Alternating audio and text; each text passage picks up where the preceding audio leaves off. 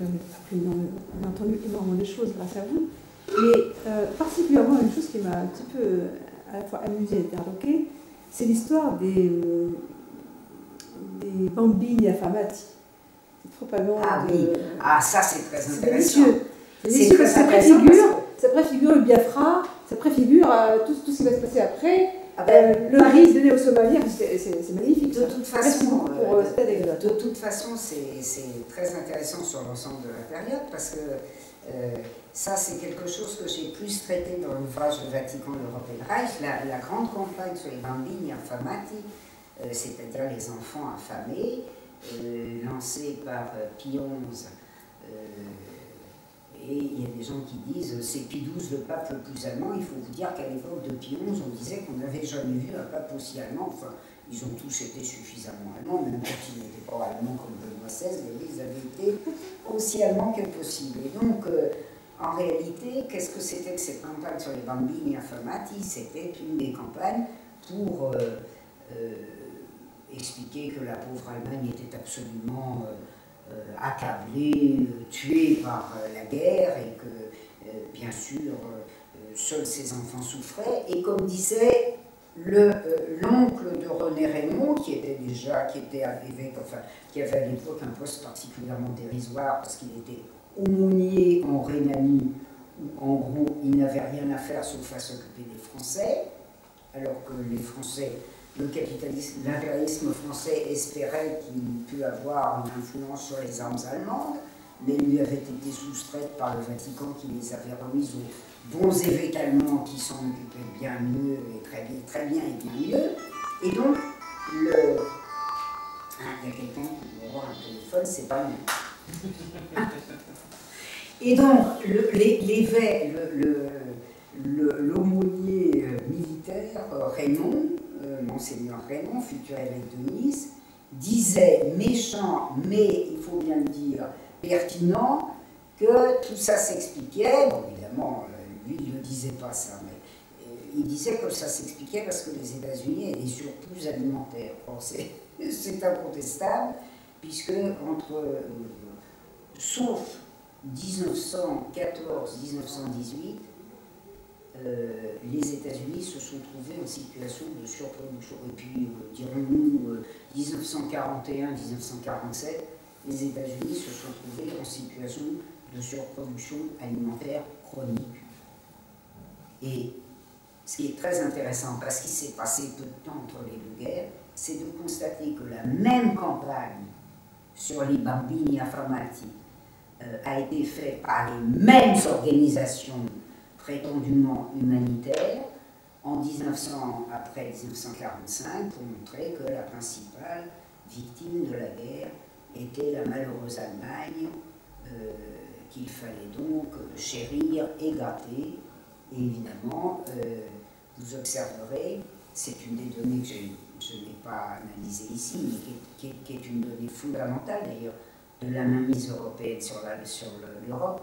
Il faut bien comprendre que ce qui se joue dans l'après-Deuxième Guerre mondiale, c'est que les États-Unis sont en mesure de réorienter très largement ce qui a caractérisé toute une phase du capitalisme en Europe, c'est-à-dire le lien permanent entre l'Europe de l'Ouest, capitaliste développée, qui vend des produits à très haute valeur ajoutée, des produits industriels, et qui achète avec que tout ça s'expliquait, bon évidemment, lui il ne disait pas ça, mais il disait que ça s'expliquait parce que les États-Unis avaient des surplus alimentaires. Or, c'est incontestable, puisque sauf 1914-1918, les États-Unis se sont trouvés en situation de surproduction. Et puis, dirons-nous, 1941-1947, les États-Unis se sont trouvés en situation de surproduction alimentaire chronique. Et ce qui est très intéressant, parce qu'il s'est passé peu de temps entre les deux guerres, c'est de constater que la même campagne sur les bambini affamati a été faite par les mêmes organisations prétendument humanitaires après 1945 pour montrer que la principale victime de la guerre était la malheureuse Allemagne qu'il fallait donc chérir et gâter. Et évidemment, vous observerez, c'est une des données que je n'ai pas analysées ici, mais qui est une donnée fondamentale d'ailleurs de la mainmise européenne sur l'Europe. Il faut bien comprendre que ce qui se joue dans l'après-Deuxième Guerre mondiale, c'est que les États-Unis sont en mesure de réorienter très largement ce qui a caractérisé toute une phase du capitalisme en Europe, c'est-à-dire le lien permanent entre l'Europe de l'Ouest, capitaliste développée, qui vend des produits à très haute valeur ajoutée, des produits industriels, et qui achète à l'Europe de l'Est, grosse productrice plus arriérée, grosse productrice de matières premières industrielles et agricoles, qui achète ces produits. Or, quel est le commerce européen essentiel avant la Deuxième Guerre mondiale? C'est le commerce intereuropéen. Avec l'occupation de l'Allemagne, qu'est-ce qui se passe? L'Allemagne, qui a un commerce extérieur limité avec les États-Unis, se trouve dépendre des États-Unis pour la quasi-totalité de son commerce extérieur. Et donc on a une réorientation des courants d'échange qui est, je dirais, l'objectif permanent des États-Unis et qui a complètement bouleversé les habitudes, les échanges commerciaux intereuropéens, et évidemment avec une intensité énorme dans la période maximale de puissance américaine, c'est-à-dire au lendemain de la Deuxième Guerre mondiale. Et bien entendu, depuis, les bombings, d'un côté, affamer les populations en leur pillant leurs ressources, et de l'autre côté, leur apporter le blé ou les céréales diverses ou les divers produits, vous voyez. On avait connu ça, il faut bien le dire, dans la phase pré-impérialiste, puisque vous savez que le mécanisme avait tout de même été amorcé par la liquidation de l'industrie de l'artisanat indien des cotonnades. Hein, le colonisateur, le premier grand colonisateur de l'époque capitaliste, c'est-à-dire l'Angleterre, a en effet trouvé cet excellent échange qui consistait à prendre le coton indien pour déverser les productions de Manchester et de l'ensemble de la région occidentale de l'Angleterre pour faire complètement disparaître ce qui assurait l'autosuffisance des populations indiennes, c'est-à-dire ce qu'on appelait les indiennes, hein, les cotonnades indiennes. Voilà. Les Limadora, c'est compagnie. Voilà. Et donc c'est vrai que ces campagnes humanitaires, c'est intéressant d'ailleurs, parce que si vous voulez, à une époque où on a fait quand même largement admettre aux populations qu'on intervenait dans les pays de la périphérie pour des raisons humanitaires. Savoir quel humanitarisme nous avons déployé, les puissances impérialistes ont déployé depuis un siècle, est en effet tout à fait éclairant et formateur. On en revient toujours à la même chose. À chaque fois qu'on aborde une question, on comprend pourquoi le camp dominant a absolument besoin de réduire l'histoire en bouillie. Il y a énormément de questions à poser.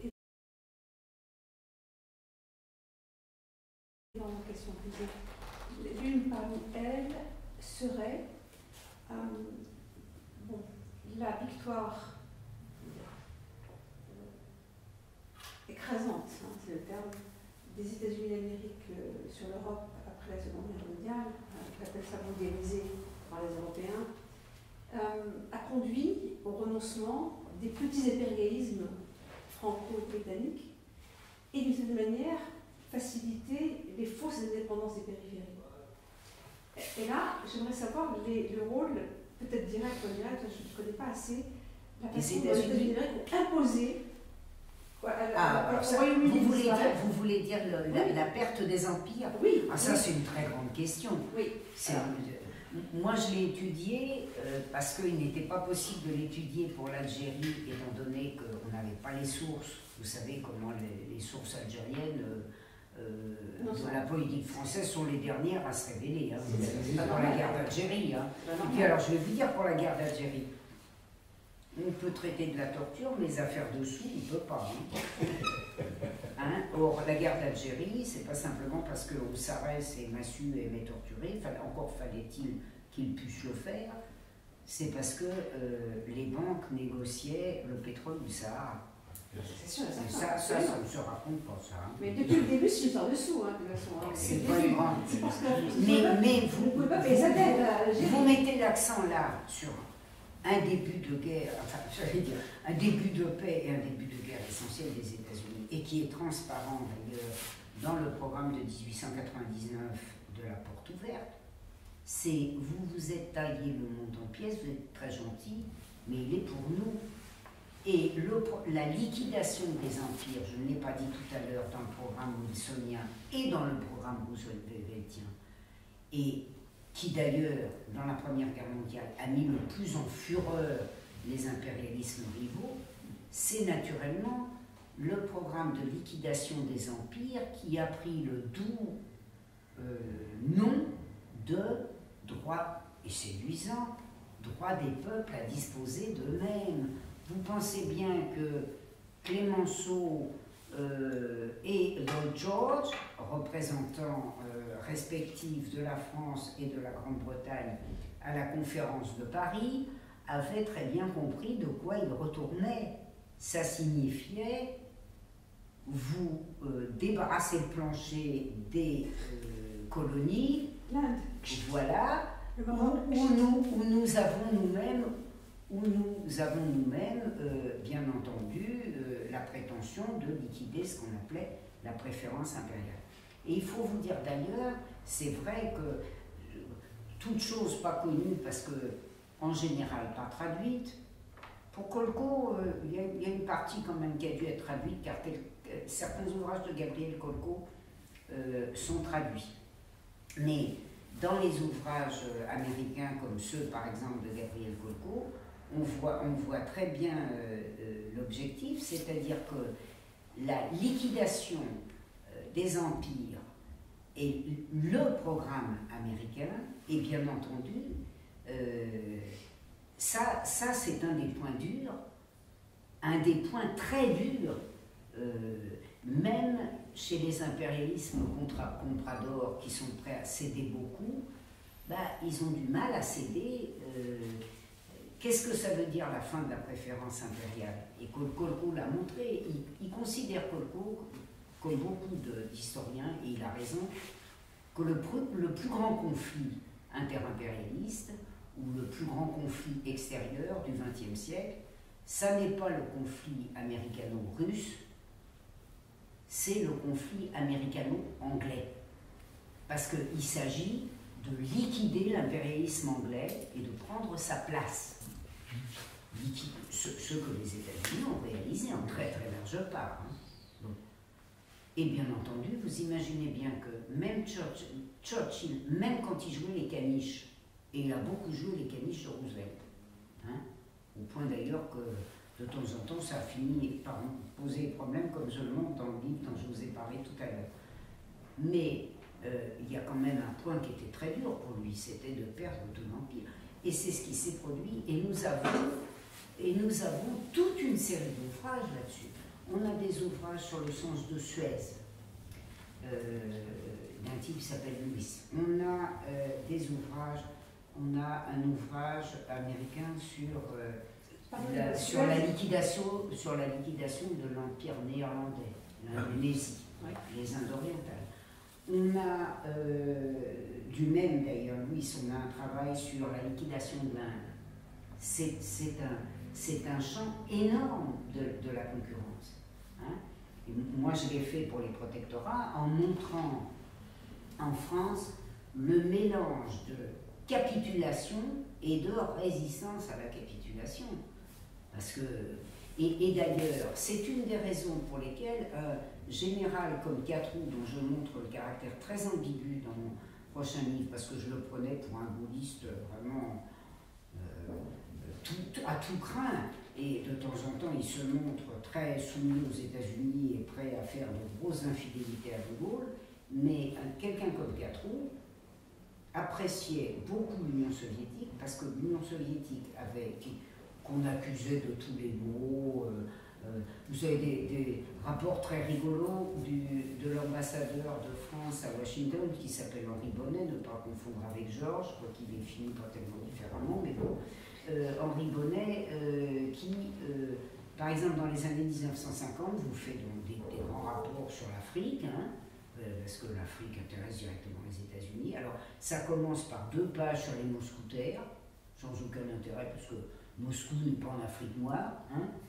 Et puis, au bout de 2 pages, complètement idiote, vous retirez les 2 pages et vous avez un rapport perlé sur les objectifs américains, américains en Afrique du Nord ou en Afrique sahélienne, hein, ou subsaharienne. Voilà. Là, c'est clair et ça pose problème quand même. Alors, voilà, la Grande-Bretagne a dû céder la première, hein, parce qu'elle a lâché à l'Inde. Mais vous savez qu'elle n'a pas tout lâché tout de suite, hein, parce que les braves Anglais, si gentils, colonialistes si gentils, demandaient c'est passé en Birmanie, au Kenya, s'ils ont été gentils comme tout. Non, ça c'est un point très très dur. Très très dur, mais c'est vrai que les États-Unis sont arrivés à l'essentiel. Et regardez par exemple ce qui s'est passé en Indonésie, à la faveur notamment du massacre dont on a à peine entendu parler. Alors, 2 millions de morts, je crois. Voilà, de 1965. Hein, vous alliez en Indonésie jusqu'à ces dernières années. Il se trouve que moi, j'y suis passé. Je crois, à la fin des années 90, vous aviez l'impression de vous trouver aux États-Unis. Or ça, c'était vraiment... ils ont chassé partout les empires coloniaux. Et c'est très intéressant d'ailleurs.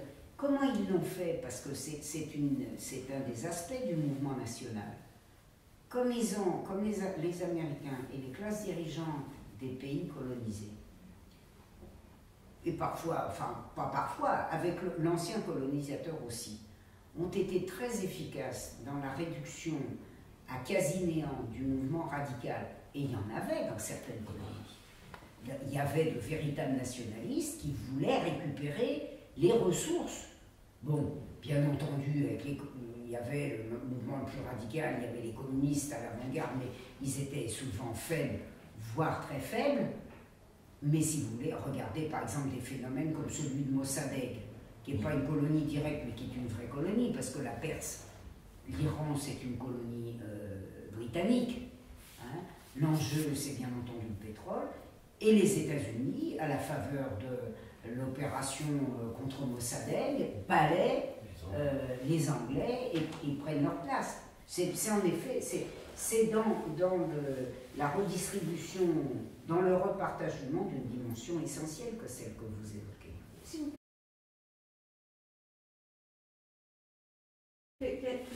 Concernant le Royaume-Uni avec les États-Unis, il y a l'intervention du Royaume-Uni en Grèce, Oui. liquider le Parti communiste grec. Hein, mais ça, c'est quelque chose. Là, est-ce que c'était sous les ordres américains qu'ils ont fait ça? Ah non. Alors là, on est justement au cœur de ce que vous évoquez. Les Anglais veulent conserver la Grèce. Et les Américains veulent leur piquer la Grèce et la Turquie. C'est bien la question. Donc Chypre. Après, mais c'est bien la question. C'est que pourquoi est-ce que Churchill veut...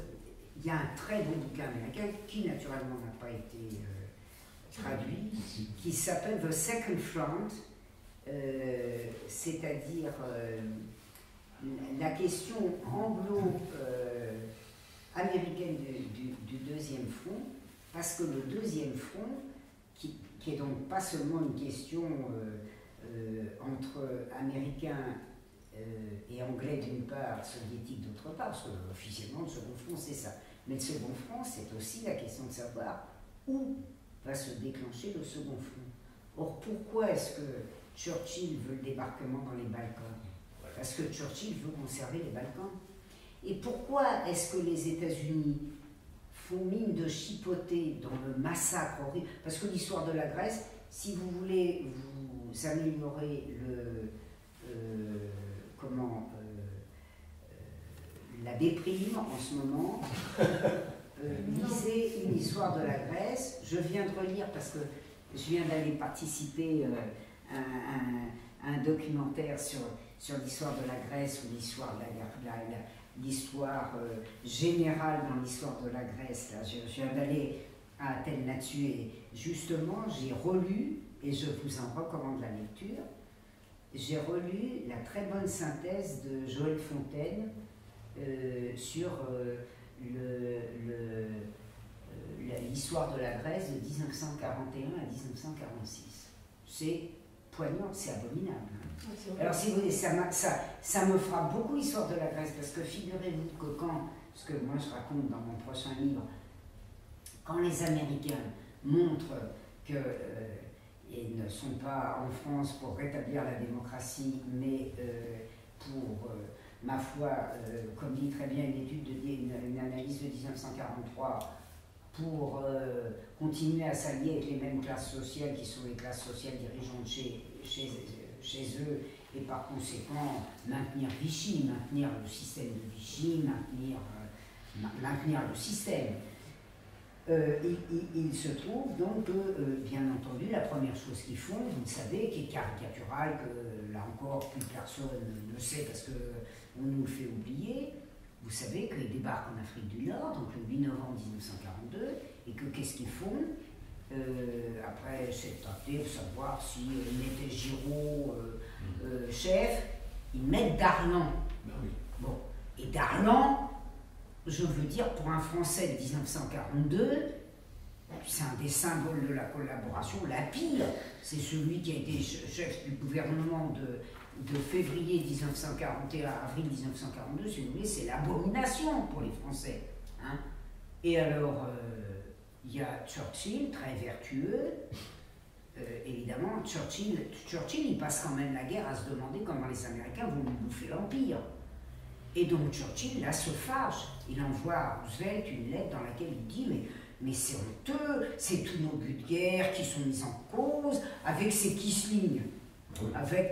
Pour toute l'Europe, l'Europe est outrée, la France est outrée, l'Europe est outrée de rétablissement de ces Quisling, parce que c'est quand même Quisling, quoi, hein, à la tête de l'Afrique du Nord. Mais quand vous voyez les Quisling, non seulement qui s'installent sur place, alors Joël le racontait, moi j'ai trouvé des archives américaines qui établissent ces choses, vous savez même comment les choses se sont passées, parce que ça c'est en général quelque chose qu'on ne sait pas. C'est que ça a été, je dirais, la règle générale de ce que j'appelle le retournement des fronts. Parce qu'on ne sait pas, nous on nous parle de la guerre froide, on ne nous parle pas de retournement des fronts. C'est-à-dire que dès 1942 se met en place toute la stratégie de retournement des fronts de tous contre l'Union soviétique. C'est-à-dire allemands, puissance anglophone, vous me direz, elle exagère quand même. Mais pas du tout. Alors d'abord, je donne quelques exemples, je crois, qui seront quand même difficiles à contester. Alors vous avez l'exemple général en Europe. Qu'est-ce qu'ont fait les Allemands à partir du second front? D'abord, vous le savez bien, ils ont combattu mollement. Alors on vous explique aujourd'hui qu'ils nous ont libérés, tout ça, que c'est magnifique, c'est bien ça, la Russie n'existe plus dans les commémorations du 6 juin, hein, parce que la Russie n'existe pas. Mais d'abord, il faut le savoir, le 6 juin n'est possible que parce que l'Union soviétique a avancé énormément à l'Est, de telle sorte que les autres n'ont pas grand-chose à faire, et surtout que les Allemands résistent peu. Alors ils ont l'air de résister beaucoup, il n'y a qu'une fois où ils ont résisté, c'est en décembre 1944, où ils ont donné une bonne leçon aux Américains dans les Ardennes. C'est tout. Hein. Et après, on entre comme dans du beurre. Il faut quand même le savoir. À partir de janvier 1945, sur 27, non, il y a 270 divisions à l'est allemandes, mais à l'ouest, il y a 27 divisions allemandes. 26 sont utilisées à évacuer la Wehrmacht vers l'ouest. 26. C'est pas une révélation neuve sur la base d'archives publiées. Kolko, dans son bouquin sur les États-Unis, la politique de guerre des États-Unis 43-45, l'avait écrit et personne n'avait pu le démentir. Et donc, on se retrouve en Grèce comme ailleurs, c'est-à-dire qu'à l'été 44, partout, les Allemands proposent aux Occidentaux de continuer à résister contre les résistants. Et vous pensez s'ils ont affaire en Grèce, parce que c'est là que c'est comme en Yougoslavie, c'est là que la résistance a été la plus terrible. Je le dis parce que j'en parle d'ailleurs pas mal dans mon livre. Il y a une thèse actuellement qui s'est imposée grâce à la presse, la thèse d'Olivier Vievorka, selon laquelle la résistance n'a aucun rôle militaire, c'est une crotte, hein, c'est un petit bonus, dit-il, c'est un petit bonus. Le petit bonus, moi j'ai trouvé un rapport de Bétoir de mai 44. Alors Bétoir, c'est un général vichiste et cagoulard, qui évidemment se jette dans les bras des États-Unis, qui est censé représenter le gouvernement, le CFLN, puis le gouvernement provisoire aux États-Unis, qui est une espèce de laquais des États-Unis. Il fait un rapport de mai 44. Dans ce rapport de mai 44, on apprend que les troupes allemandes à cette époque, donc en Europe occidentale, de la Grèce au front français, etc., sont immobilisées pour 6%, les troupes allemandes, pardon, sont immobilisées pour 6% par les troupes anglo-américaines, pour 65% par les troupes soviétiques, et pour le reste, c'est-à-dire plus de 30%, par les guérillas intérieures, c'est-à-dire par les résistances intérieures, en Grèce au premier chef, de sorte que, en juillet 44, par des émissaires et kisling grecs, les Allemands proposent aux Anglais de bien résister jusqu'au moment où ils seront prêts à venir faire une promenade de santé, donc de continuer à canarder les communistes grecs, parce que la résistance, là, la question ne se pose même pas. Hein. C'est les là, c'est les là, c'est les communistes. C'est sous direction communiste. Donc, de laisser 50 000 Allemands en se retirant pour, secteur par secteur, remettre directement les affaires aux Anglais. Vous croyez que ça se fait pas? Eh bien, mais que oui, ça se fait. Carrément. Ça se fait carrément.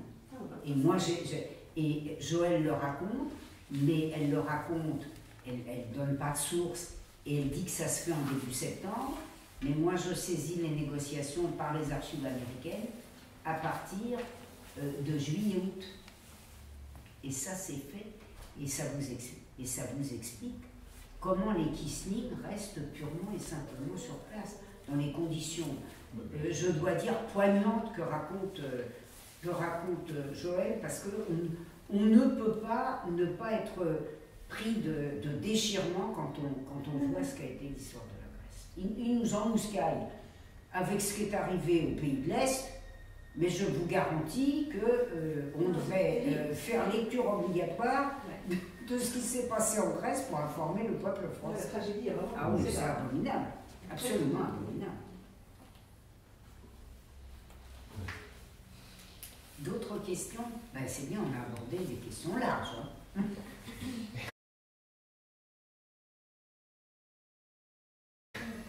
Dans les systèmes pardonnez-moi, de retournement de fonds, là, j'ai l'impression que actuellement, ce qui se passe au Royaume-Uni, c'est comme si la City voulait peut-être se démarquer un peu des États-Unis d'Amérique. Parce qu'ils deviennent une place forte pour la Chine. Oui, c'est ça. Oui, mais ça c'est vrai, vous savez. Au niveau financier. Tout à fait. Et donc la question que je pose là-dedans, là, c'est une petite question toute petite, ridicule, mais peut-être que je ne sais pas à quel sens elle a. On voit quand même qu'il y a des marquages. Par exemple, le Royaume-Uni, son Parlement a voté contre l'intervention directe en Syrie. Absolument. Et je me demande si ça n'est pas un twist, un pivotage là. Mais qui a simplement parce qu'il privilégie la City, quoi. Non, mais c'est une caractéristique de l'impérialisme britannique, je dirais, sur tout le siècle. Par exemple, je l'ai montré, moi j'ai fait un très gros article que personne ne connaît, mais peut-être un jour d'ailleurs qui sera publié, c'est pratiquement un livre. J'ai fait un article il y a, dans les années 90 sur le commerce Est-Ouest. Parce que les États-Unis ont interdit le commerce Est-Ouest, eux ils sont goinfrés, mais ils ont interdit le commerce Est-Ouest sous des prétextes idéologiques, guerre froide, machin. Avec liste noire, où ils avaient mis les fers à repasser dans les produits indispensables à l'économie de guerre soviétique. Non, mais on le raconte, ça fait rigoler, mais je vous jure que c'est vrai. Hein. Donc j'ai fait un très gros article qui a été publié dans deux endroits différents, aussi confidentiels l'un que l'autre. Et donc, qu'est-ce que je dis? À l'époque, l'impérialisme anglais, quand même, montre un peu les dents. Parce que qu'est-ce que veulent les États-Unis? Bon, d'une part, bien entendu, liquider complètement le commerce Est-Ouest, qui est extrêmement rémunérateur pour l'impérialisme, pour les impérialismes européens, extrêmement. Et puis, qui ne s'arrête pas au commerce inter-européen.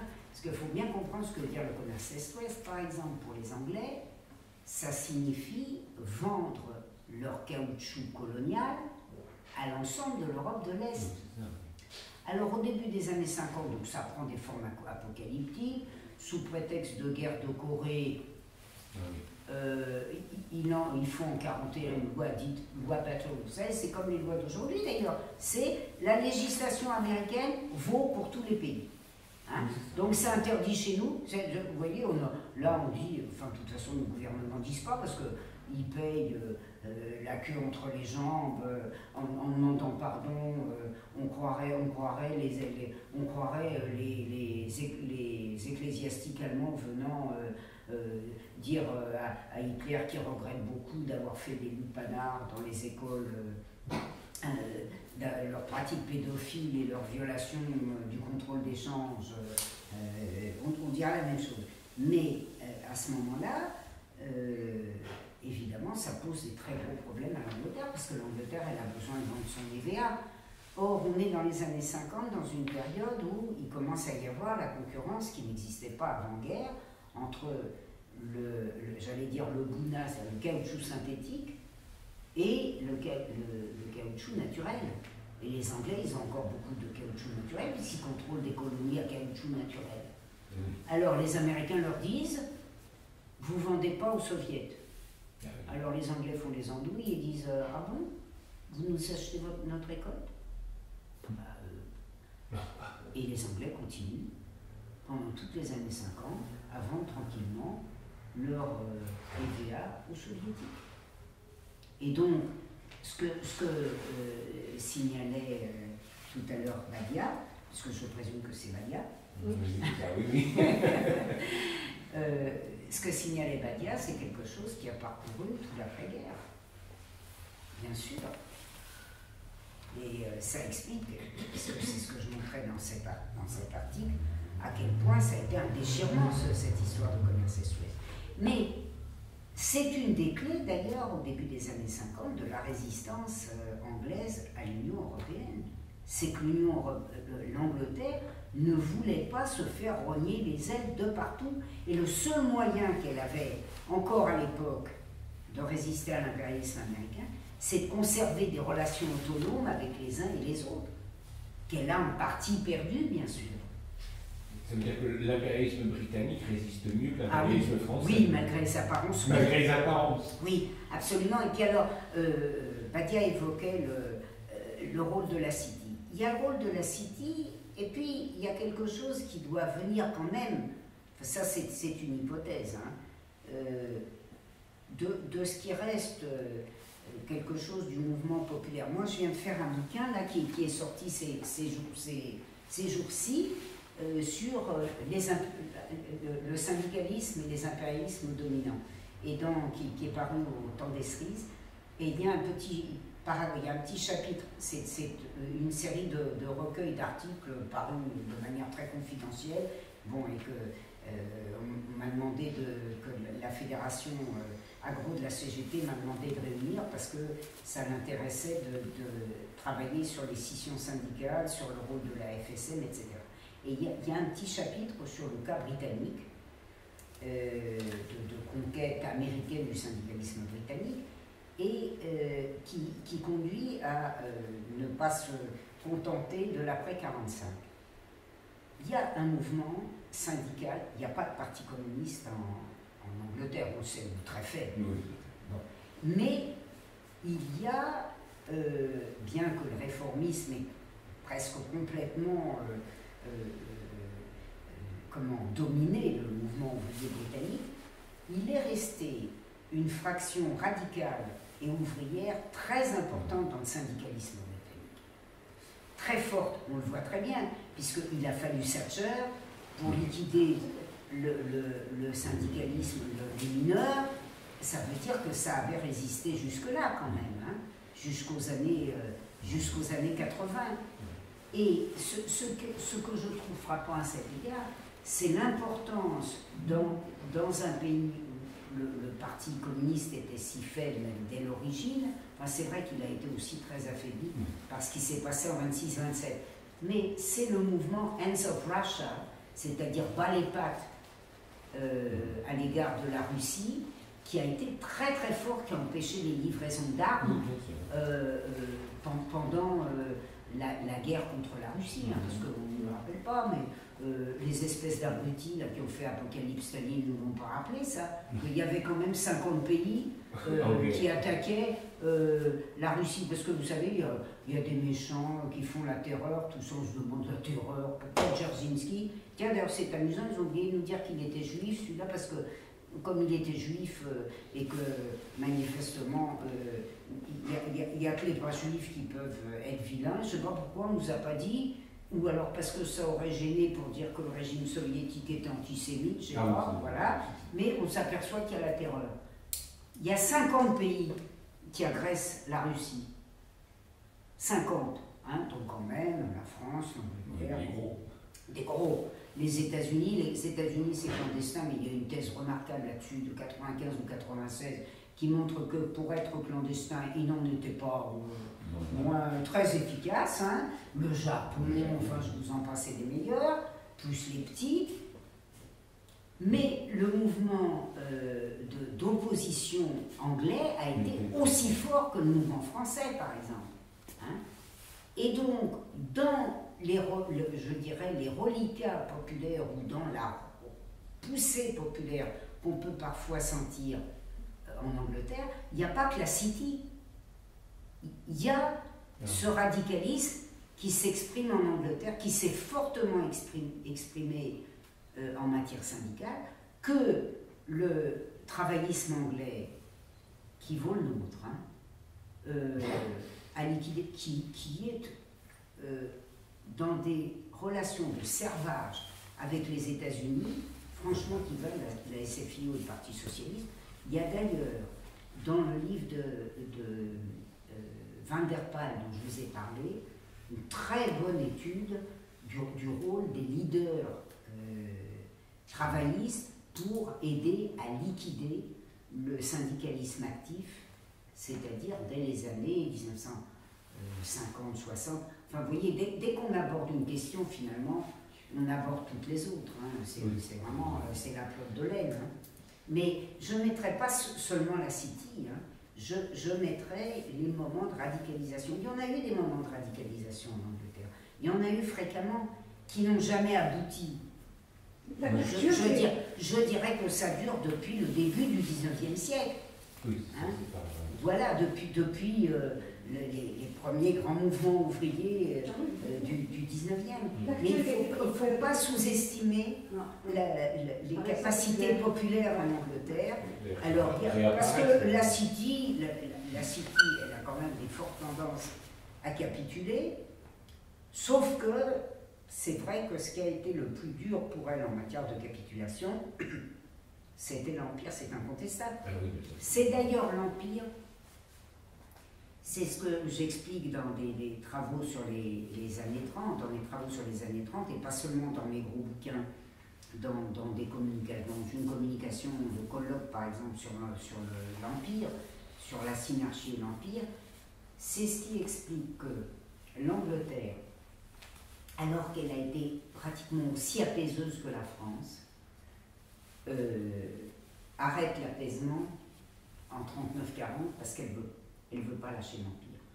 Or, on l'ignore, mais l'objectif allemand, il est comme l'objectif de tout impérialisme dominant. C'est pas seulement un objectif métropolitain dans la conquête de l'Europe, c'est l'objectif de conquête des colonies de l'Europe.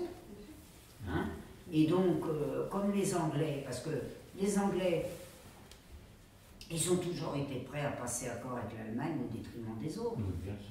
J'ai un texte extraordinaire que je cite d'ailleurs dans le choix de la défaite, extraordinaire, de notre ambassadeur à Londres, Alain Corbin, non pas Alain, pardon, j'ai oublié son Corbin, mais c'est pas Alain parce qu'Alain c'était un historien, Corbin qui dit, au moment où Halifax, qui n'est pas encore ministre des Affaires étrangères, s'en va porter comme sur un plateau en 1937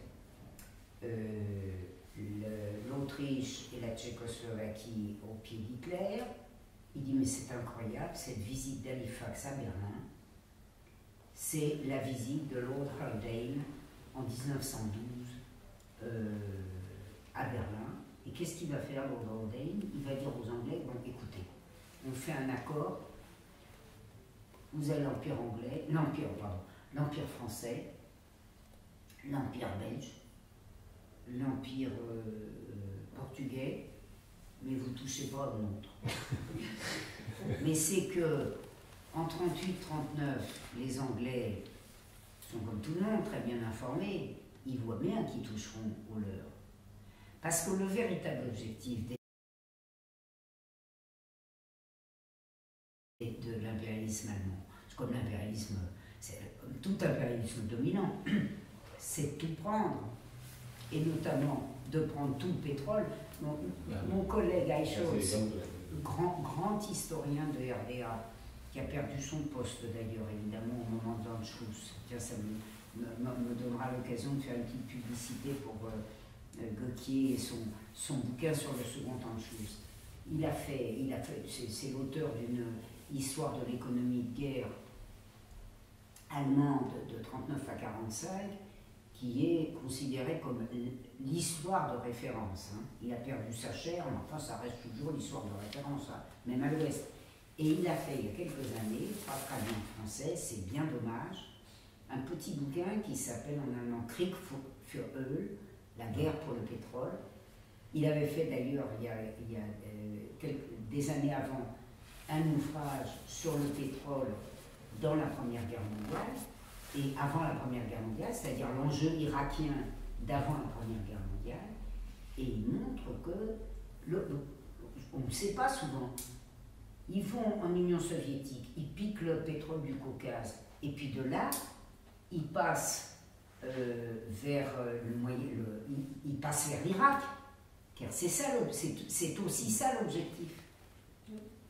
Donc les enjeux pétroliers, c'est des enjeux, j'allais dire, qui sont consubstantiels ou qui sont contemporains de l'impérialisme. Mais comme on n'arrête pas de nous bourrer le mou avec de l'idéologie... Des guerres de religion. Voilà. Ça, c'est des guerres de religion, n'est-ce pas? Voilà. Eh bien, ce sont des dimensions qu'on a complètement négligées, alors que ce sont évidemment des dimensions essentielles. Essentielles. Et ça, je le dis toujours, évidemment, je deviens un peu gâteuse dans mes conférences, mais bon, c'est un peu normal. C'est vrai qu'il faut bien mesurer quel enjeu, c'est pas nouveau en France, mais quel enjeu constitue l'histoire en France.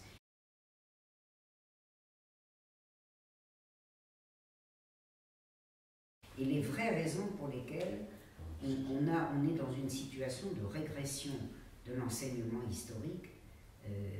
Tous les enseignements, historique, philosophie. Voilà.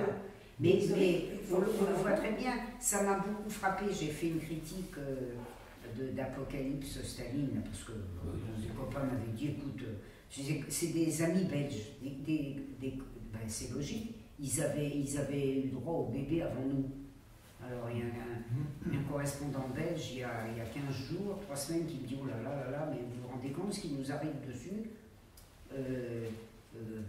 faites une réponse. Alors moi j'avais pas vu le truc, lui l'avait pas vu encore, non d'ailleurs, et donc ils l'ont eu une semaine ou 10 jours avant nous. Et donc moi j'ai regardé quand même, hein. Dites-vous bien que je fais partie des gens qui ont vu les 3 heures, hein. Je sais pas si vous en avez vu. Franchement, il faut le faire. Ah bah oui, il faut être obligé. Hein. Ouais. Parce que moi j'ai beaucoup de copains qui ont commencé, ils n'ont pas tenu les 10 minutes. Hein. Bon. Eh bien, c'est justement un aspect qui m'a beaucoup frappé dans cette cochonnerie de 3 heures. Dame Isabelle Clark a dit oui, nous avons pris le parti pris de ne pas être tenus par la chronologie. C'est pas du tout qu'ils ont pris le parti pris de ne pas être tenus par la chronologie, c'est qu'ils ont pris le parti de piétiner la chronologie. Parce que si vous piétinez la chronologie, hein, si vous mettez 43 avant 14, vous ne pouvez pas comprendre ce qui s'est passé, ni en Russie, ni ailleurs. Oui. Construire l'ignorance. Voilà. Et alors ça vous explique l'histoire thématique d'aujourd'hui. On fait passer, la chronologie disparaît entièrement, hein, puis vous avez des thèmes, le totalitarisme, la religion machin, enfin bon. Ça vient d'où ça? De quel moment en France ça vient, moi je le situe, enfin. 70, la révolution conservatrice. Enfin, bon, ça vient, voilà. Tout s'est fait en même temps. Moi j'ai fait un petit bouquin, d'ailleurs. Il est là. Et voilà, il figure qui s'appelle L'histoire contemporaine sous influence. En gros, tout s'est coalisé pour que l'offensive réactionnaire, qui est très antérieure, et qui avait pris un très grand développement au tournant des années 60, c'est-à-dire dans la phase 68, qui est en effet une phase essentielle de ce qu'on appelle la révolution conservatrice, sous couvert de très grande audace sexuelle, de mœurs, tout ça, ça trompe le chaland, et en particulier le jeune inexpérimenté. Et donc, à partir de ce moment-là, bien que, j'y insiste, l'offensive soit très antérieure, on a une offensive patronale qui est énorme, mais surtout, on n'a plus de résistance. C'est ça la question. Et ça prend une tournure complètement délirante à partir des années 80. Et c'est ce que je montre dans l'histoire contemporaine sous influence. C'est-à-dire que l'offensive furettienne, quand est-ce qu'elle se met à marcher? Moi, quand j'étais étudiante, hein, j'étais étudiante... c'est simple, hein, j'ai passé le bac en 65, j'ai eu la grecque en 70, donc j'étais étudiante à ce moment-là. Nous, on connaissait les débats entre Furet et Soboul sur la Révolution française. Ça restait des débats académiques, puis il y avait un vrai débat en plus. Hein. Mais vous voyez bien ce qu'est devenu Furet à partir des années 80. Et quand est-ce que Furet, puis Courtois, sont devenus des valeurs intellectuelles. Furet, il n'a jamais regardé une archive de sa vie. Je peux vous dire que Soboul, il a fait une thèse sur la montagne, sur les montagnards, avec les archives parisiennes. L'autre ne sait pas ce que c'est qu'une archive. L'autre, c'est du texte. Bon. Mais ils étaient très contenus encore à la fin des années 60, ces gens-là. À partir de 80, quand vous n'avez plus de résistance, quand vous avez le mouvement ouvrier qui s'effondre, quand il s'effondre complètement à partir des années 90, ben vous avez l'armée. Et plus de digues. Voilà ce qui s'est passé en même temps. C'est-à-dire qu'ils ont réussi. C'est une construction malgré tout, effectivement. Mais bien sûr que c'est une construction. Après, ils vous disent au fait de l'histoire complot. Ah bon? Mais parce qu'ils ont décidé tout ça. Pardonnez-moi, la dame a parlé, il y a avec ces produits, il y a eu une arrivée massive au niveau de l'éducation nationale, il y a eu des centaines de milliers d'arrivées qui ont été instruits, que le bac, etc., etc. Et en même temps, vous avez eu l'arrivée d'hebdomadaires, comme le Nouvel Obs, trucs comme ça, voilà.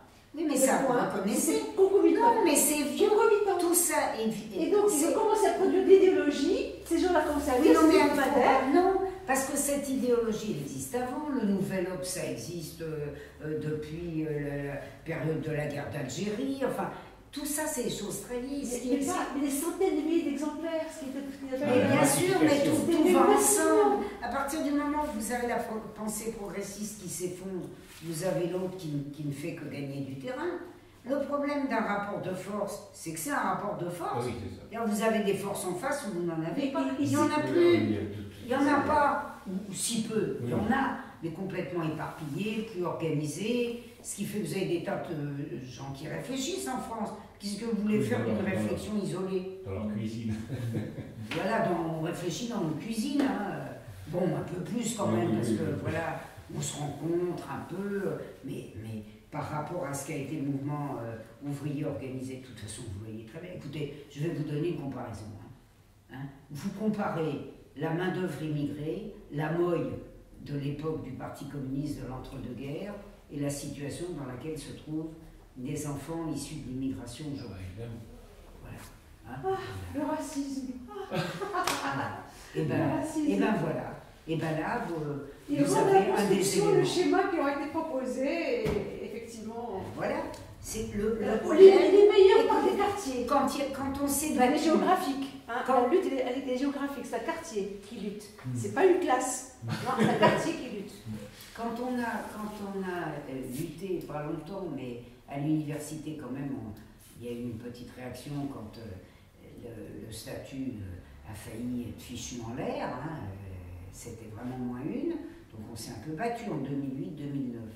Oui. Alors, comme les universitaires, je dis ça sans aucune démagogie, hein, sont parmi les derniers qui comprennent, je veux dire, quand on compare. Moi j'étais prof du secondaire, donc je peux comparer. Alors c'est vrai qu'elle a beaucoup faibli depuis. Là je le sais par personne interposée, puisque j'ai des enfants enseignants du secondaire, mais quand on compare le personnel du secondaire au personnel du supérieur, je dirais qu'il n'y a pas de comparaison possible dans les capacités de résistance. Il n'y a eu pratiquement aucune capacité de résistance à l'université, sauf à cette occasion. Eh bien, quand on regarde ce qui s'est produit à ce moment-là, il y avait bien sûr des débats, il n'y en a plus beaucoup, mais il y a des débats sur des listes universitaires qui se sont constituées ou reconstituées. Et je me rappelle une intervention loufoque de collègues qui tout d'un coup,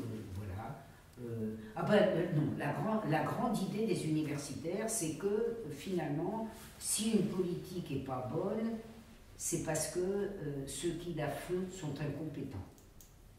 C'est pas incompétent. Parce qu'ils C'est ne ça. sont pas incompétents, ils ont une politique, une ligne de classe. Ils sont très compétents. Mais la notion, très compétente, la notion de classe a tellement disparu du vocabulaire universitaire que c'est même pas envisageable. Donc qu'est-ce qu'ils disaient les collègues? Ils disaient le ministère des universités, le ministère de l'Éducation nationale, des universités, c'est constitué d'incompétents, ils ne comprennent pas le projet Sarkozy, vous voyez, ils étaient bébêtes, tout ça. Alors moi, il se trouve que j'avais trouvé, comme je vois beaucoup d'archives, il se trouve que dans mes pérégrinations aux archives de la préfecture de police, qui sont une mine de tout, j'avais trouvé tout un dossier 68 heures et post-68 heures sur le recteur Antoine. Le recteur comment? Antoine, qui était un des recteurs, le recteur par essence, en tout cas dans nos sociétés, c'est très réactionnaire, et donc le recteur Antoine est quelqu'un de la haute administration et de l'éducation nationale, qui s'est littéralement mis au service des patrons pour refaire l'université.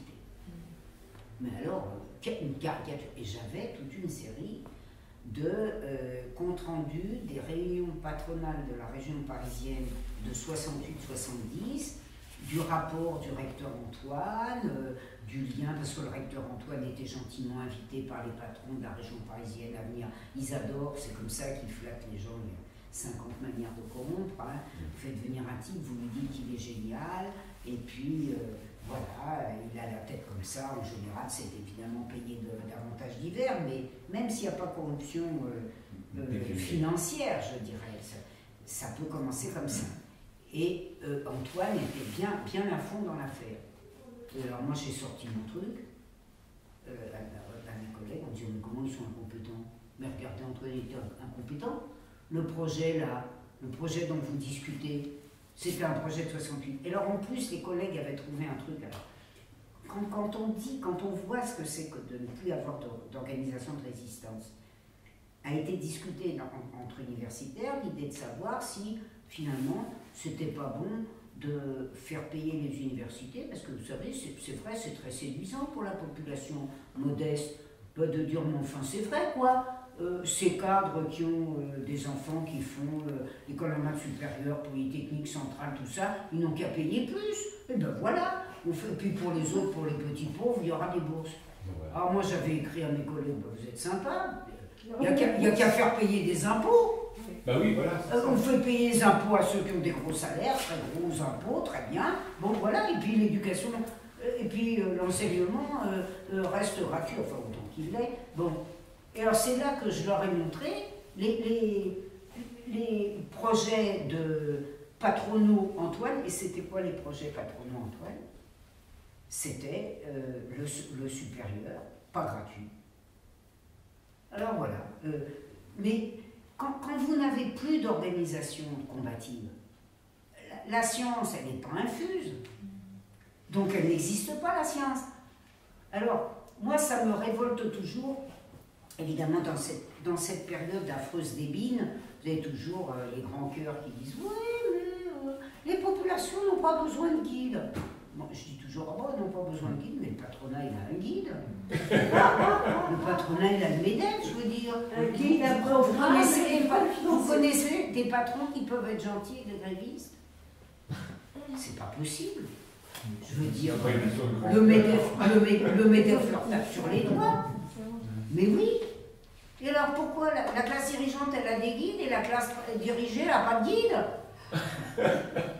Voilà, le jour où les classes dirigées ne se donnent plus de guide, eh ben, qu'est-ce qu'elles ont comme guide? Elles ont les classes d'en face. Voilà, c'est tout bête. La complexité est tellement facile finalement. Bah oui. Ben, il suffit de tout obscurcir et personne ne comprend rien. Oui, madame? S'il vous plaît, madame, quel est votre point de vue politique sur l'Union européenne de 2015? Ah ben, qu'est-ce que vous en pensez? Ah ben, vous êtes venu peut-être après, non? Non, à la fin, non, pas du tout. Vous étiez là. Comment voulez-vous que je pense que ce soit tenable pour les peuples? Parce que je ne l'ai pas dit. J'ai eu tort d'ailleurs. C'est quand même, c'est le fil conducteur de mon livre. Au fond, la clé de tout, c'est l'écrasement des salaires. C'est ce que dit Roger Auboin, directeur général de la Banque des règlements internationaux et employé de haut rang de la Banque de France, quand il dit en 1949, lui qui trouvait le programme Charte de l'allemand Charte si séduisant en 1939, il dit finalement, on n'a même pas besoin immédiatement d'une monnaie commune, on n'a pas besoin d'impôts communs, on n'a pas besoin de ceci, on a besoin d'austérité. Oui. Et bien faire la police des salaires à plusieurs, c'est encore mieux que de la faire tout seul. Parce que c'est la police des salaires, c'est la police de tout. Et ça montre, voilà, le point où on en est. Sur ce point, ils sont toujours d'accord. Et qui peut penser, moi, le programme, l'espoir d'Europe démocratique, ça me fait penser à l'idée qu'on pourrait transformer les banquiers en dames de bonnes œuvres. Ah oui, les crocodiles végétariens. C'est pas possible, voilà, ou crocodiles végétariens. C'est pas possible. Ça n'est pas possible. Vous ne pouvez pas faire en sorte que concordent les intérêts de ceux qui ne possèdent pas les moyens de production, qui vivent d'un salaire, il faut bien le dire dans la période actuelle de la crise, appelé à se réduire sans cesse, et ceux qui tirent leurs revenus du profit. Et dans la période où nous sommes, de l'évolution du capitalisme, avec une dimension que nous ne prenons pas en compte et qui est manifestement décisive, c'est-à-dire la baisse des taux de profit, la baisse historique des taux de profit. Et la surcapacité, comme vous dites, la surproduction. Voilà. Où va-t-on? On va avec une baisse des taux de profit qui ne peut être équilibrée pour le sommet capitaliste, qui lui tire son épingle du jeu, que par l'appauvrissement général de la société, qui aboutit. D'ailleurs, tant que les populations ne résisteront pas, ça peut durer très longtemps, car jamais ça n'implosera. C'est pas grave. Il suffit que la poignée du dessus soit de plus en plus étroite. C'est ce qui est le cas. Comme on nous dit, de plus en plus de milliardaires. Ben oui, de plus en plus de pauvres. Vous savez, relisons, parce que c'est une lecture également si fructueuse. Relisons le manifeste du Parti communiste de Marx. C'est lumineux. C'est très lumineux, c'est clair. La misère à un pôle, la richesse à l'autre. Il y a deux livres qui sont très clairs, il faut les relire. Moi je dis que l'impérialisme de Lénine et le... Voilà, ça fait partie des lectures que si on n'a pas une mémoire à tout crin, si on ne retient pas tout, la page et tout, on devrait s'imposer au moins une fois par an. Parce que ça met les choses en place. C'est extrêmement concentré et très limpide. Je pense que c'est, d'ailleurs, en y réfléchissant bien, c'est presque un des textes, ça a l'air très facile, c'est un des textes les plus complexes de Marx, parce que finalement, tout est dedans. C'est pas surprenant, et ça montre bien à quel point les dominés, nous sommes en situation de domination, c'est que à une des crises ou des surcrises aiguës de la crise impérialiste qui dure quand même depuis la fin des années 1960, il me semble que c'est dans la ressucée de 97 ou quelque chose comme ça, je ne sais pas si vous vous rappelez, il y a eu une grande campagne dans la presse financière anglo-américaine qui nous a rappelé le texte de Marx de 47-48, en montrant ce que c'était que la mondialisation. Parce que c'est le descriptif de la mondialisation le plus génial et le plus précoce que je connaisse. Hein. Quand il dit le capitalisme s'étendra partout, non seulement dans tout le monde, mais dans toutes les sphères de la vie privée, il n'y aura plus rien qui lui échappe. C'était dit. Ça gangrène et ça dissout. Et plus personne ne lit Marx. Enfin, ou si peu de gens. Si peu.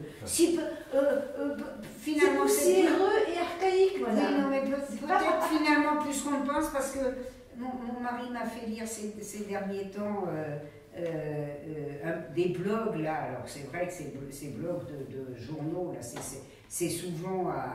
bon, c'est pénible à lire, mais je dois dire que les blogs sur le décès de Glucksmann étaient extrêmement intéressants, parce qu'on y mesurait, au contraire de ce qu'on nous stream tous les jours, qu'il y a quand même des intellectuels en France, en particulier, en l'occurrence, des profs de philo, qui savaient démontrer que cet abruti stipendié n'était pas ce qu'on nous a dit.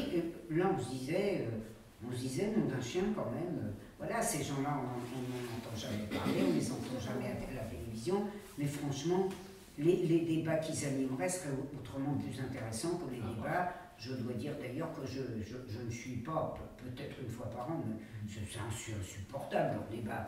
Où ils sont tous nuls, à la fois nuls, incultés, d'accord. Oui, mais le système éducatif est sur le système éducatif, c'est la question de propriété. Et puis comme il n'y a plus de presse en face, voilà. Une dernière petite question. Je ne sais pas si...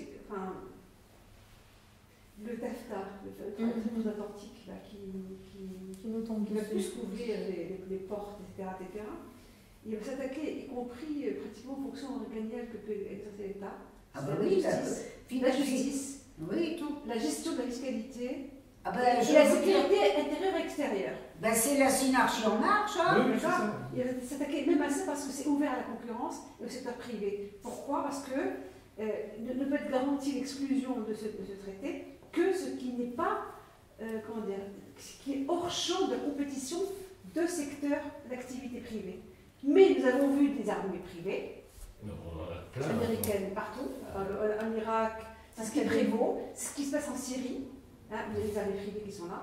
Donc, une armée privée peut venir, par le biais d'un tribunal privé, imposer à un État son service. Oui, mais il ne C'est intéressant comme faut pas oublier, c'est une dimension qui est souvent oubliée ces derniers temps, comme on n'arrête pas de nous parler de néolibéralisme. C'est pourquoi c'est d'ailleurs un concept que je trouve absolument non opératoire. Que le financement public de la production privée ne cesse d'augmenter. Oui, c'est ça. Que ces gens veuillent faire de l'État un veilleur de nuit, éventuellement d'ailleurs lui ajouter des éléments privés, mais le financement public, le rôle du contribuable est de plus en plus considérable. Donc c'est pas vrai que le rôle de l'État régresse. Le rôle de l'État n'arrête pas de progresser, mais le rôle de l'État est de plus en plus exclusivement au service de la couche, de la peau de lait qui est au sommet. Voilà ce qui fait la caractéristique actuelle. Et tout ça montre bien que si insupportable que soit la situation, et elle l'est de plus en plus, parce qu'il n'y a personne derrière pour pas le contrepoids. il ne se passera rien contre tant que les populations ne réagiront pas, parce que, historiquement, il n'y a jamais d'autre solution. Le féodalisme a eu trois siècles de crise. Il était invivable. Il empêchait le développement des forces productives. Ça faisait quasiment 3 siècles. Quand est-ce que la crise a été résolue? Quand les Anglais sont fâchés au XVIIe siècle et quand les Français sont fâchés au XVIIIe. Voilà, ça a été un basculement. Ça a traîné, hein, ça a traîné. Mais ça a traîné, oui. Mais je veux dire... Parlement au Parlement, et ça veut dire... Non, mais quand il y a eu des révolutions. Oui, c'est ça, oui, voilà. bien sûr. Voilà, et puis 20 millions font vivre de l'oisiveté. Regardez comment les populations vivent avec des moyens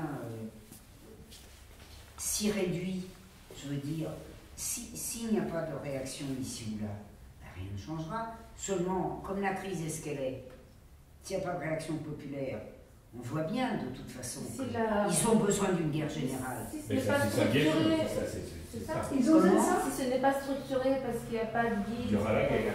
Ben oui. Le problème de l'évolution de l'histoire, c'est que c'est à la fois prévisible et imprévisible. C'est prévisible, c'est-à-dire qu'à un moment donné, je pense, et les penseurs de l'avant-Première Guerre mondiale l'ont montré, on sait historiquement qu'on entre dans une période de craquement. Ça a été très bien perçu par une fraction du mouvement ouvrier en 1914, même très au-delà. Bon, on ne savait pas quand, mais on savait. Et ce qu'on pouvait dire, ce qu'on pouvait prévoir, c'est que la guerre générale conduirait à des très profondes transformations. Ces très profondes transformations, dont d'ailleurs le mouvement révolutionnaire a pensé qu'elles seraient définitives, hein, parce qu'on ne va pas faire l'histoire avec des si. Mais enfin, si la révolution aboutissait en Allemagne, c'est clair que le sort de l'Europe et le sort du monde, basculait. Bon, ça c'est pas fait. Mais enfin, il y a eu quand même des transformations d'une importance considérable. Et c'est vrai que c'est ce qui s'est produit au lendemain d'une crise qui a mis fin à d'une guerre qui a mis fin à une crise ici, une autre crise systémique. Donc qu'est-ce qu'on sait aujourd'hui historiquement, même si on ne peut pas prévoir? On sait très bien que l'aggravation permanente d'une crise qui dure, mais qui devra se résoudre. Mais il y a une émergence de nouveaux pôles aujourd'hui aussi dans le monde, non? Donc, oui, vous avez raison, vous avez raison. Ces nouvelles données, c'est quelque chose qui est... De nouveaux impérialismes. Vu notre ignorance, c'est vrai, c'est une donnée nouvelle. De nouveaux impérialismes, possible. Oui, mais ça c'est une donnée, c'est vrai, qu'on mesure mal aujourd'hui et qui peut-être, qui est peut-être un facteur de rendant impossible une guerre générale. J'en sais rien. Ça, c'est en tout cas une donnée nouvelle, c'est vrai. C'est-à-dire qu'en 1914 et en 1939, l'impérialisme, c'est-à-dire les pays où le capitalisme s'est développé, l'impérialisme du centre, et grosso modo, il n'y a d'impérialisme que du centre, hein, l'impérialisme, il est en mesure de peser sur le destin du monde. Est-ce qu'on est à ce stade aujourd'hui? J'en sais rien. Je dirais que c'est la seule inconnue à ce qui serait normalement l'issue, c'est-à-dire une guerre générale avec des craquements sociaux à la fin. C'est impossible autrement, ça ne s'est jamais fait autrement. Ou ce qu'on n'a pas vu, mais après tout, qui était l'hypothèse d'avant 1914, même si elle n'était plus très sincère de la part des partis sociodémocrates, ou l'idée que la révolte populaire rendrait une guerre impossible. Je ne sache pas que dans nos pays, ce soit la perspective d'une guerre. Mais on peut lutter contre le racisme et pour le mariage du même sexe. C'est tout ce qu'on peut lutter. On sait rien, oui. On parle de crise, j'ai l'impression que Coluche, déjà, il avait un sketch, voilà, crise, et il disait, il est mort en 86, donc ça fera... Mais ça fait plus de 40 ans. Ça fait plus de 40 ans qu'elle tourne cette crise. Oui, mais j'ai l'impression que Coluche disait depuis, il est mort en 86, donc ça fait 30 ans l'année prochaine déjà. Donc entre 86 et aujourd'hui, ben, j'ai l'impression que, comme lui, je dirais, depuis que je suis petit, j'ai connu que la crise. Oui. Et j'ai l'impression que c'est un état permanent du monde humain ou du monde non. industriel. Non, mais non. Ça a été la caractéristique de 1873 à 1914. Non. Non. Cette crise, les crises.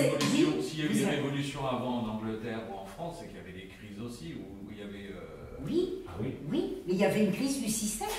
Voilà. La révolution. Et un système en remplace un autre. Mais ça dépend quel système.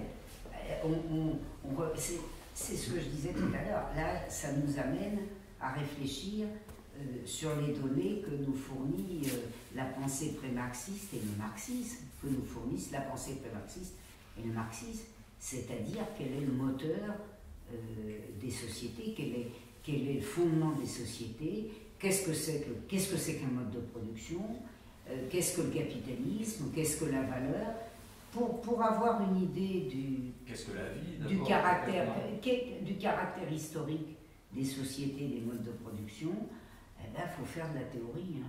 Et c'est ça qu'on ne fait plus, et qui génère dans les têtes l'idée que ça a toujours été comme ça, que comme ça a toujours été comme ça, ça sera toujours comme ça. C'est pas la peine de changer, Ce parce ne que sera ce pas sera toujours comme pareil. ça. Mais m'excusez, ça ne sera pas toujours comme ça.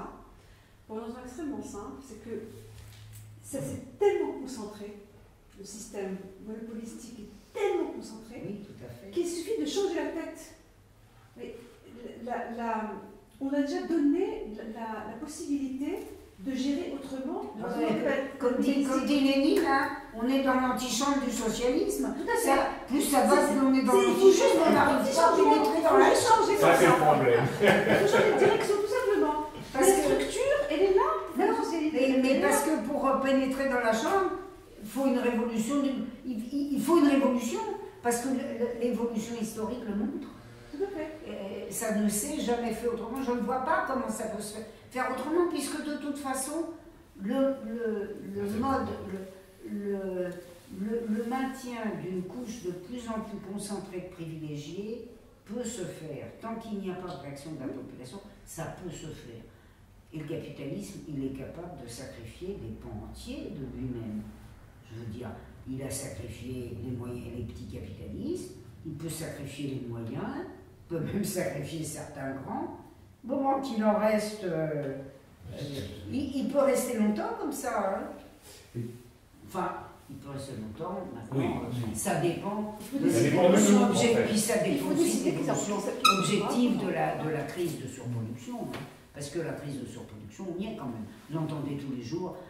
On a très bien compris que la banque va succéder à la crise de la sidérurgie. La crise de la banque va succéder à la crise de la sidérurgie, hein, qui a succédé à la crise du textile.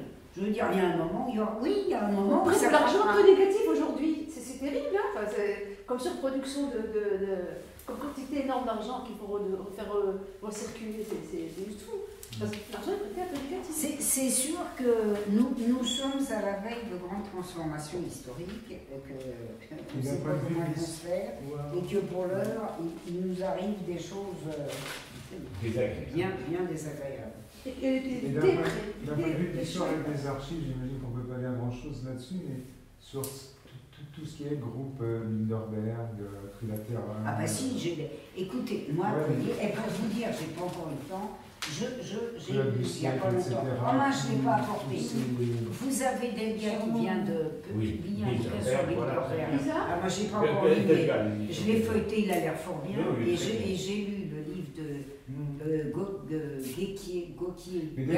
Gacquier, de l'italien Gacquier sur le second temps de Schluss, là, qui est un chef-d'œuvre, mais Bilderberg m'a l'air très très bien. Mais dès qu'on parle de ce genre de problème, oui, là, tout de c'est suite on est complotistes. mais c'est difficile de discuter avec quelqu'un. Mais non, il faut discuter. Non, mais si, c'est une fois qu'on nous a très facile avec voilà. Et alors donc, elle a fait un texte là-dessus d'ailleurs. Bien calmement, il faut venir avec des éléments matériels de connaissance. Comment? Je dis, c'est pas si difficile que ça. Ah. Il faut conserver un caractère très calme à la discussion et venir avec des éléments matériels de connaissance. Ah bon, ça n'est pas...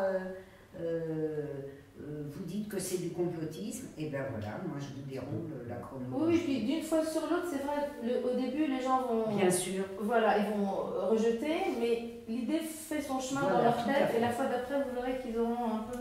Moi j'en suis persuadée. Moi j'essaie bon, après, dans mon cercle professionnel, mais c'est compliqué. On ne sait pas quand ça se déclenche. Les gens, ils ne veulent pas comprendre jusqu'au moment où il y a un déclic. Des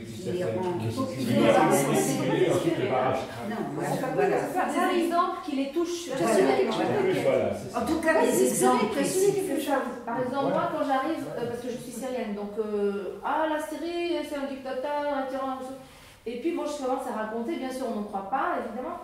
Et puis, je leur dis, bon, écoutez, vos médias, est-ce que vous les croyez quand ils vous disent, par exemple, que le chômage baisse, ou je ne sais pas quoi, sur des exemples qui suivent. Bien sûr. Non, je leur dis, comment vous pouvez imaginer qu'ils vont vous mentir sur les choses nationales qui vous concernent, et pourquoi ils vous diront la vérité, pour quelles raisons ils vous diront la vérité sur ça, c'est des arguments très là, ils commencent un peu à voir les choses autrement. Il n'y a rien de mieux. Mais il faut trouver la brèche là où ça les touche. Oui, tout à fait.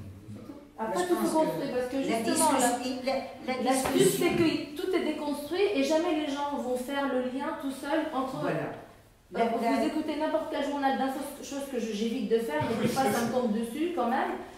Et je me dis, c'est incroyable comment on morcelle, on segmente, on morcelle et tout est éparpillé. Alors qu'il faut justement construire. Il faut construire le puzzle. C'est les pièces du puzzle. Mais moi, je partage tout à fait votre avis. Alors justement, même en milieu très difficile, on peut toujours.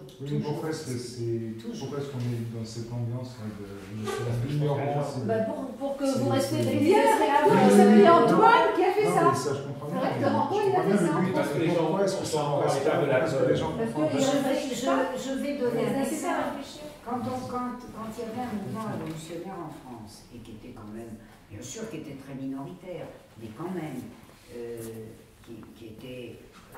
qui avait une substance, qui avait un système explicatif, qui s'intéressait à l'histoire, qui résistait.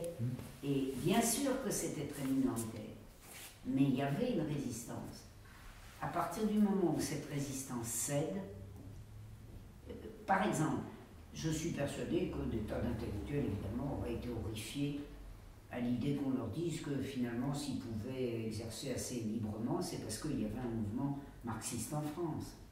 C'est-à-dire qu'on avait droit de dire évidemment, ça valait des carrières plus difficiles ou moins de carrières, éventuellement pas de carrière, mais quand même, on pouvait dire des tas de choses. Et même, Lénine appelait ça la pénétration dans la société capitaliste d'un petit peu d'idéologie prolétarienne. Il y avait des thèmes qui circulaient dans la société, qui n'étaient pas du tout des thèmes de la bourgeoisie. Précisément parce qu'il y avait une combativité syndicale, il y avait des éditions, il y avait les éditions sociales, il y avait des militants, qui allaient vendre leur journal. Vous savez, il faut voir ce qu'ont été les postes de l'Uma dimanche pendant longtemps, où les gens discutaient, dans les quartiers, il n'y a plus rien. Et bien les écoles populaires, on invite les gens, ils viennent pas. Voilà, mais c'est plus facile de regarder la télé, plutôt que de lire ou de réfléchir. Bien sûr. Ou de venir. Il y avait, moi j'ai connu un mouvement ouvrier où il y avait, lire était une obligation. Et puis qu'on soit intellectuel ou prolétaire, il y avait une formation. Et si la classe dominée ne donne pas cette formation, la seule, c'est la formation de la classe dominante. Et c'est ce qui est arrivé. Voilà. Et on est toujours très isolé jusqu'au moment où, même dans une entreprise, on est complètement isolé jusqu'au moment où, paf, on ne l'est plus. Alors évidemment, quelquefois ça dure 20 ans, ça dure 30 ans. Je dois vous dire qu'en ce qui me concerne, j'ai fait toute ma carrière complètement isolée. Mais bon, moi j'avais la veine de faire de la recherche, finalement, je m'inquiétais pas trop de l'avenir. Lequel dont vous parliez sur le groupe. Alors ça s'appelle Bilderberg et c'est, il fait italien, Moro, Domenico Moro. L'édition belga. Il devait d'ailleurs faire l'objet aujourd'hui de la conférence à la Sorbonne. Et la Sorbonne a été fermée aujourd'hui. Ce sera reconduit. Je pense que j'ai commencé à le lire, mais je pense que c'était l'introduction qui était un peu... qui est difficile. Oui, et puis pas passionnante. Ah bon? Mais je pense que j'en ai discuté justement avec Marie-Ange qui me dit tu peux la zapper, celle-là, c'est le livre, il devient intéressant. Ah bon? Parce qu'en fait, c'est de la plus haute importance. Oui, ça arrive qu'un premier chapitre soit casse-pied ou laborieux. Moi, je vais vous donner l'exemple du bouquin de Kees van der Pijl. Justement, c'était quoi? Alors, il n'existe pas en français? Non, mais parce que ça permet de reconstituer les morceaux du puzzle, parce que vous dites que ça reste en 1970. Oui, 70-80, donc ça traite toute la période. Dans ma tête, ça prend le relais avec les Chicago Boys et... Oui,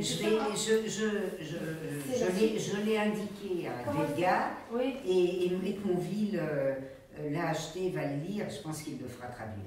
Le premier chapitre n'est pas bon. Alors, il s'appelle K2S. K2S, c'est son prénom. K-A-2-S. Non, K2S. 2-E-S. Ah, 2-E-S. Kees. Oui. Van, V-A-N, Der, D-E-R, Pijl, P-I-J-L, Pile, je crois que ça se dit Pijl. Mais je n'ai pas de garantie sur ma phonétique. Et ça s'appelle. La création d'une thèse d'agent mince, c'est pas creating, c'est vous trouverez avec the Atlantic leading class, ou the formation of an Atlantic leading class. De toute façon, avec Kees van der Pijl, oui, c'est ça. Donc G-H-L, j'imagine alors, ou G-L, Pijl. P-I-J-L. J-L. J, comme je. Comme Jojo. Les bretelles. Justement, dans l'Europe, c'est très important, c'est l'influence de ces groupes, j'imagine, dans la constitution de l'Europe, comme la question d'aujourd'hui. Ils ont une influence, mais ils la nient totalement dès qu'on aborde ce sujet. Ce moment, on ne fait que discuter, on prend qu'une décision. Voilà, c'est ça, ils se rencontrent. C'est le club à l'anglais. C'est ça, c'est tout spécifique, et rien de Il faut diffuser ces informations. Enfin, je comprends pas qu'il faut plus de contestation de cette médiation de cette importance. Et Hollande. Parce que ça, on le comprend très bien, mais je comprends très bien. Non, mais ça, c'est comme la synarchie. C'est comme la synarchie qui n'existe pas. On a passé 8 ans là-dessus. On a des milliers de documents. Et on a une haute magistrature et une haute police qui a parlé d'un truc qui n'existe pas. Voilà. Mes collègues, rien ne les gêne. Hein. Mais eux, du point de vue de l'histoire, ils sont difficiles à savoir parce qu'ils n'ont pas l'archive. Ces groupes, c'est informel. Je pense. Mais accessible alors ou pas? Voilà. De toute façon, les archives patronales ne sont pas accessibles. Comment on connaît le patronat? Par les archives publiques. C'est ça le problème. En contemporain, quand vous avez une masse gigantesque d'archives, vous saisissez toujours tout. Et alors, quelle est la principale source d'archives sur ces questions? C'est les archives policières. Les archives policières, elles suivent ça du sol au plafond de 0 à 24 heures. Alors, si vous mettez la main sur les archives policières, vous trouvez tout. Pourquoi est-ce que j'ai pu faire l'histoire des années 30 à cause des archives intérieures? Si vous n'avez pas les archives intérieures, vous êtes coincé. Par contre, si vous avez des archives diplomatiques, par exemple, qui vous font des analyses très pertinentes de la situation intérieure d'un pays, vous avez aussi des éléments. C'est ça l'avantage d'ailleurs de l'archive contemporaine. C'est que quand vous n'avez pas quelque chose quelque part, vous l'avez ailleurs. Je ne dis pas qu'on a tout, il y a une destruction, une soustraction d'archives qui est énorme. Mais quand vous avez un énorme iceberg, même si vous avez un petit bout, pour reconstruire un peu. Voilà, vous avez beaucoup. Mais ça, je peux vous dire, mes collègues qui brocardent, je l'évoque d'ailleurs dans mon bouquin L'histoire contemporaine sous influence, les gens qui brocardent les archives sont des gens que les archives gênent. Parce que mon petit camarade Berlière, là, qui n'arrête pas de dire que il a vu 6000 dossiers, il peut rien faire, patati. Lisez donc sa police sous l'occupation. Il n'y a pas de dossier. Il n'y a pas de dossier. Il y a des dossiers de 46 dont j'ai identifié l'un récemment en travaillant sur les archives de justice comme étant la pure et simple reproduction, enfin le pur et simple texte de défense d'un flic qui avait bien été un tortionnaire mais qui disait voilà, j'ai été très bien, j'ai pas, voilà, les communistes m'accusent injustement. Avec des archives, quand on les choisit de 46, on traitait de 40 à 44, on peut démontrer ce qu'on veut. Le problème, c'est que pour faire de l'histoire, c'est pas avec les archives a posteriori qu'on doit travailler. On ne doit travailler avec archives a posteriori que si on peut les contrôler. Parce qu'il y a des tas d'archives a posteriori qui sont très bonnes.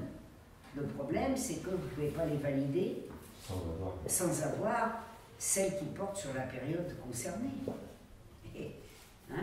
Vous ne pouvez pas travailler sur des archives de l'épuration qui portent sur 44, 50 si vous n'avez pas d'archives 40, 44. C'est pas possible. Et puis, si vous voulez, en plus, c'est le b.a.-ba du métier d'historien, c'est vous dire ce que la conjoncture récente a porté atteinte à la déontologie du métier d'historien. Mais elle porte atteinte à la déontologie de tout. De court.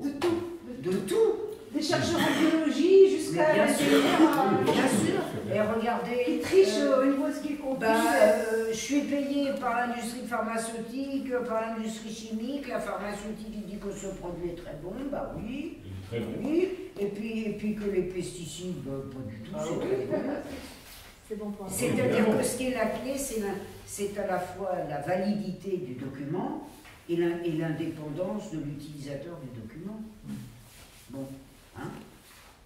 Bon, il va peut-être falloir quand même que nos collègues, on est très contents de ne pas avoir. Il y a un thé chaud qui est prêt là.